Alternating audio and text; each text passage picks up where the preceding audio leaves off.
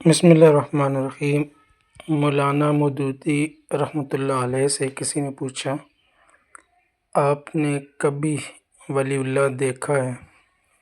مولانا رومی رحمۃ اللہ علیہ نے فرمایا، میں تو ابھی ایک ولی اللہ سے مل کر آیا ہوں۔ تفصیل پوچھی گئی تو بتایا، ریلوے اسٹیشن پر اترے تو سامان اٹھانے کے لیے کلی کی ضرورت پڑی۔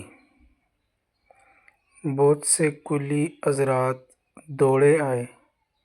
میری نظر ایک ایسے کلی پر پڑی جو نہایت آرام سے نماز میں مشغول تھا۔ ہم نے فیصلہ کیا اس کا ہی انتظار کریں گے۔ وہ فارغ ہوا تو میں نے اس سے پوچھا، کیسے بندے ہو؟